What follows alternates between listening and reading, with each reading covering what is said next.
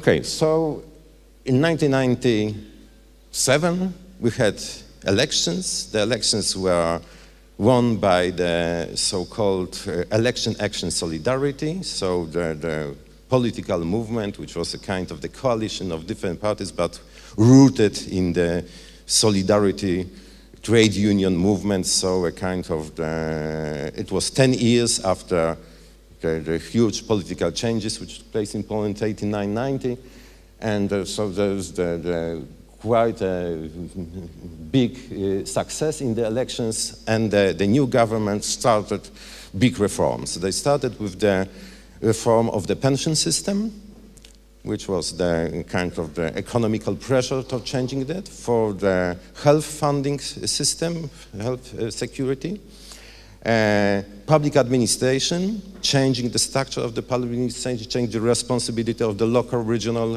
authorities and the central government. And actually it was announced a few weeks later, educational reform.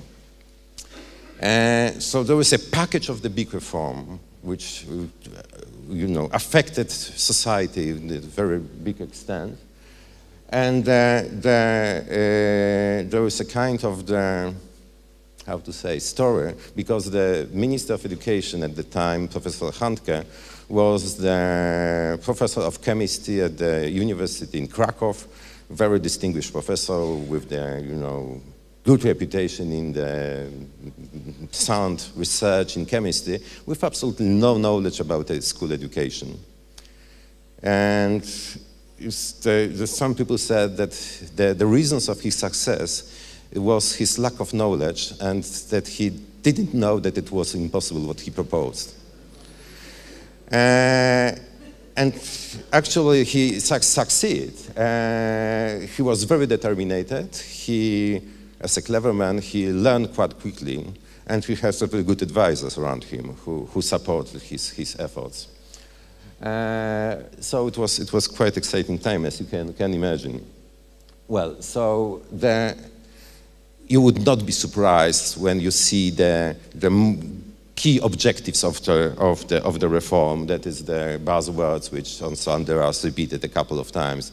Here there was the equality, equity, and access. Well, access was mostly in the terms of the higher level of education, so the sound, full-fledged secondary education and higher education, university type or other types of tertiary education. So the reform encompasses really all important aspects of education. It's difficult to say what was the most important. So how it is presented here, it's just the order which I referred to. Maybe the most important was the change of the curriculum. The introduction of national core curriculum, and at the same time offering the more autonomy to schools and teachers on the selection of the teaching program. The teachers are allowed to develop their own teaching programs. The selection of textbooks, we have a quite big market of the textbooks in Poland, but also the teachers could not use the textbooks, so they could develop their own resources and build their own program. It's not very popular, but formally there is this possibility. Of course, that have to be accepted by the teacher council in the given school. Second is governance. It's very much linked to the administrative reform in Poland, because nowadays we have 3 levels of the self-governments, starting from the lowest level of communes, gmina, and there are more than 3,000 such units in Poland, and some of them there are big towns, some there are really few villages. The middle level were counties, let's say, and there is the regional self-administration. Communes were responsible for primary and something what I will describe in the moment, lower secondary schools. counties for secondary schools, for upper secondary schools. So there are the clear division of responsibilities between different levels of the government. And the way how the schools are being financed also were completely changed, because local governments became responsible for running costs of this, so funding the schools, but they got the subsidy from the state budget, which is not earmarked money.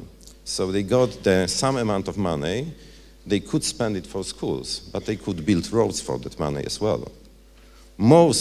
The vast majority of the local governments not only spent the money, the amount of money they got from the government for schools, but they even top up from their own resources, and they spent more for education than they received from the government. And as you can imagine, this caused a lot of tensions between local governments and the central government. The amount which the local governments received from central budget was calculated on the basis of number of students. So the more students you have, the more money you've got. Of course, and also different indicators are used or coefficients for the different types of schools. So there's for the primary schools, you will get a little bit less than for, let's say, secondary technical school or something like that. So this is the... there is also another very important aspect of which is linked to the governance. This is inspection and evaluation. We have the so-called curatoria, which is the structure which is within the regional governmental administration, who are responsible for some kind of the evaluation of school work.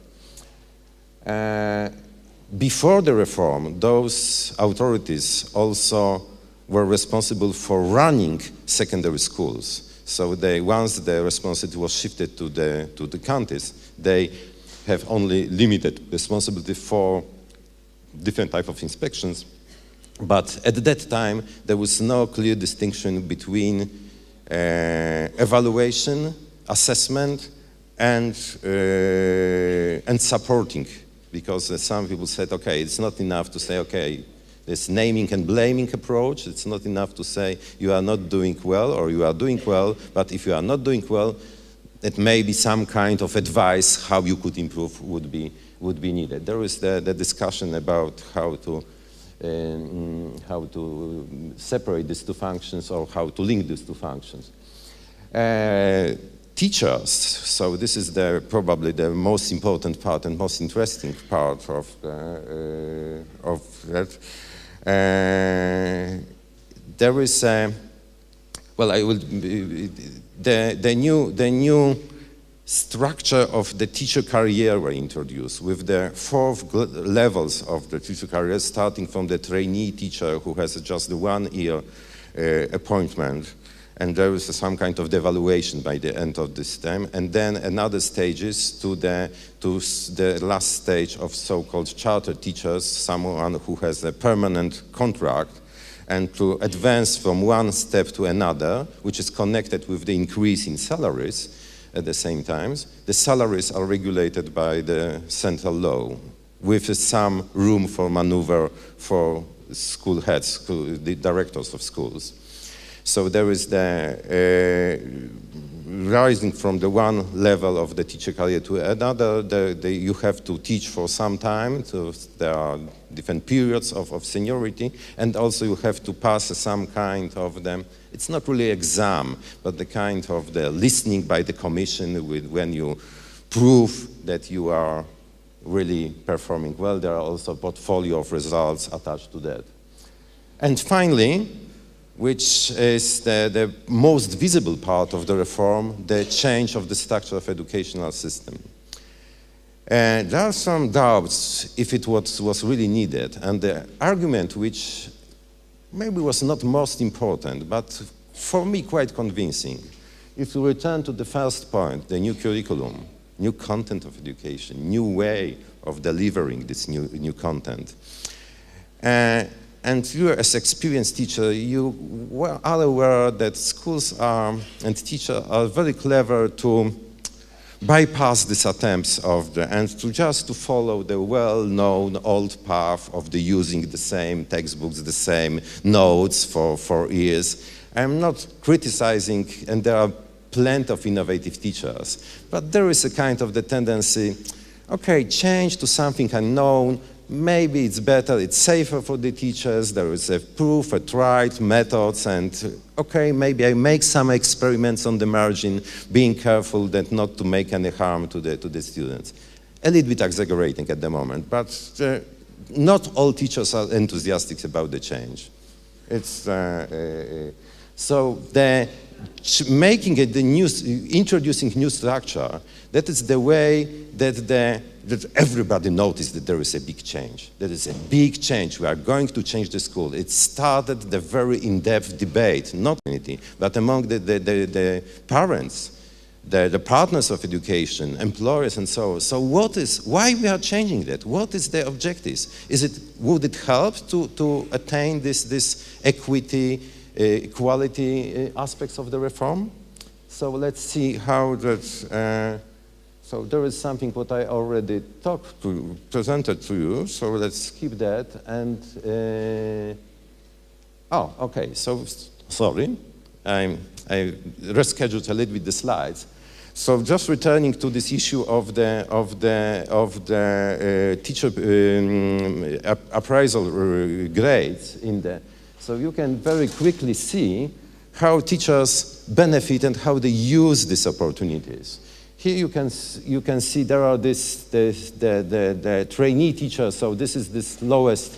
What is this? I think it's blue part. So there are all the time not so many teachers who just starting professions, and it's more or less constant. What is interesting to look at this appointed and chartered teachers. So the appointed teachers are those who have a little bit of career, and when the new system was introduced, there were no chartered teachers because there was the new system. But you can see how quickly teachers use the opportunity offered to them, and there is the not very recent data, but it's 3 years ago. We have almost 50% of the professionals in teacher education who already got this highest degree possible. So there is no prospects and no incentives for the further career development. Of course, I'm again not generalizing. I'm not saying that all those teachers who've got this highest degree are not dedicated to education. They are not investing in their own skills and knowledge. They are not looking for the new methods. But the possibility to offer them some kind of the increase in the salary are really limited. So the system were introduced with the very precisely just to buy the teachers' support for reform, okay? Because there was also increase in the salaries, but with the years coming, it was a little bit misused, let's say.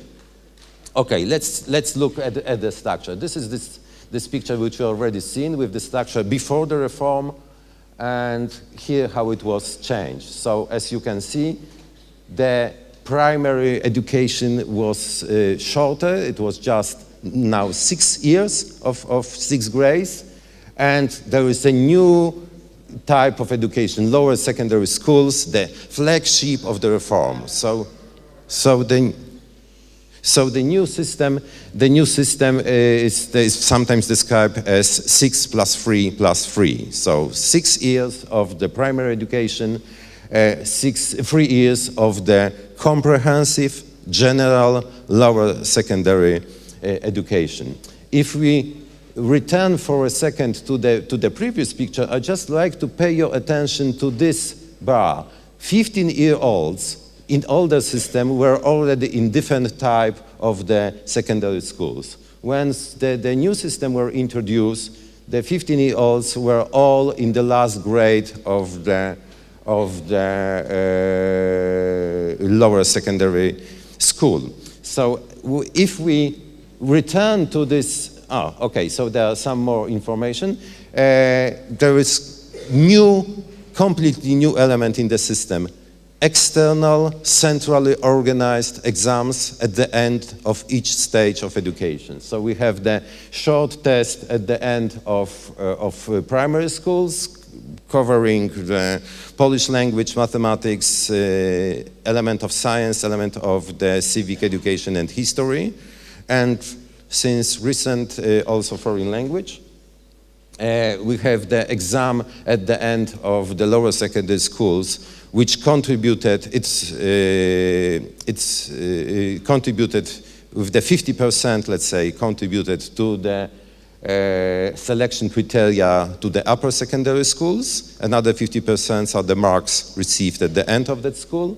And we have finally Matura exam, which now serves as an entrance exam to the universities. So we haven't, the entrance exam to universities were cancelled. Of course, except the, I don't know, art schools, or when you have to draw something, or to architecture also. This kind of the additional exam was and there are professional qualifications. I will not talk too much about it, because it's a very important and huge subject to be tackled. If we look at this picture with which I started, and we look at the progress made between 2000 and 2003, you have to be informed that because that reform, this structural reform, of course, was introduced grade by grade, which haven't changed as the whole system. So the graduates of the 6th grade of the primary school started in the new system, but those who are in the 7th and 8th grade, they continue in the old system, because otherwise it would be impossible. So in year 2000, when PISA, the first PISA took place, the students of the age of 15, the PISA target group, were in the old system, in the different type of the secondary schools.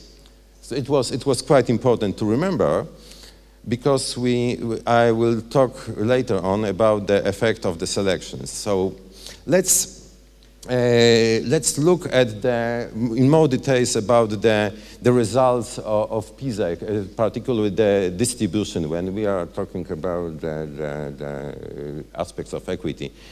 In PISA results are put on some kind of the scale. There are different levels of the results. The lower level is 1. There are some students who even were not able to achieve that level.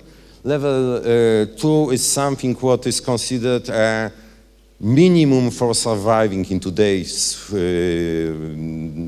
information-rich world, and then goes on to the 6 is the highest level, which there are not too many students which were able to achieve that. They are the results of 2000. So you can see how big was number of students who were even below level 1 in Poland. So it was really something what was quite serious and quite. Then if we look at the next year, and we are quite happy and that we could see that decrease in that group of students. And look here, nobody. We haven't had any students who were able to reach the level 6 in year 2000 or 2003. Next year, that was 2006, nice improvement here. Not too much change on this bottom end, and the improvements in the 4th and 5th grade. Next year, 2009. Well, that's not, but something appeared here. And finally, the last PISA results of 2012, and you can see how big was the change here, and there are some positive changes on this end of the scale. So this is something what this decrease of the number of low achievers, it's something what we are particularly proud in Poland, because this is something when the effort should be made, and to others, those who are, what Andreas also said, who are in need, who need support and being successful in that. So just to very quickly, just to look at on the results, because the previous one was on the reading literacy. Here you have the mathematics, a little bit different dynamism, but also the substantial decrease on this, and also in science, more or less the similar situation. I heard the question asked after Andreas' presentation about some kind of the contradiction between equity and quality. So I would like to present you, this is just the rise between 2000 and 2003. So the first two waves on PISA distributed among different percentiles of the achievement. So you can see that between 2000 and 2003, those who increase the results are the students who are in the, let's say, first quarter of the results, the lowest quarter of the results. There are those who increase the results more substantially. But what is very interesting, if you add to that the increase between 2003 and 2006, you see what happened? The students, there are still some improvements of the low achievement, but there are the huge improvement of the students on the upper end of the scale. Between 2000 and 2003, we have the first effects of the structural reform. The students were kept in the same classes, not distributed among different tracks. And you can see that the short-term effect was particularly good for the low achievers. They benefit from that. But the intuition, let's say, that would negatively affect the best performing students is not proved by the results of the next wave. So the good students, they maybe have some kind of the difficulties at the beginning, but they find a way how to manage in this new environment, in this new situation. They improve the results further as well.